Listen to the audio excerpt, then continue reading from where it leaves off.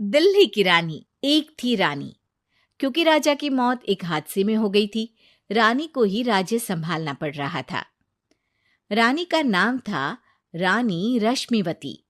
रानी ईमानदार थी और प्रजा की सेवा में लगी रहती थी। एक दिन उसके दरबार में 3 नौजवान आए, रमेश, सुरेश और दिनेश। कहो, क्या सहायता कर सकती हूँ मैं तुम्हारी? हम आपके दरबार में काम करना चाहते हैं ताकि जनता की सेवा कर सके। लेकिन अभी तो तुम्हारी उम्र बहुत छोटी है। तुम लोगों को तो अभी अपनी पढ़ाई पर ध्यान देना चाहिए। हमारा मन पढ़ाई में नहीं लगता। माता पिता को लगता है कि हम किसी के लायक नहीं हैं और हम साबित करना चाहते हैं कि हम लायक हैं। उत्साह बहुत अच्छा है, मगर अभी उम्र कच्ची है तुम लोगों की। अरे उम्र से क्या होता है रानी जी? शास्त्रों में लिखा है कभी किसी के ज्ञान को उसकी उम्र के आधार पर नहीं देखना चाहिए। बात तो सही है तुम्हारी।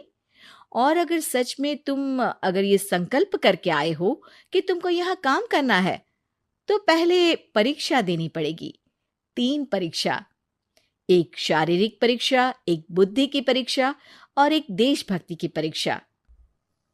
और ये क्या है? वो मंत्री महोदय तुम्हें समझा देंगे। हमारे पास समय नहीं है। अगर तुम लोग तैयार हो तो बताओ। हाँ हाँ, हम तैयार है किसी भी परीक्षा के लिए।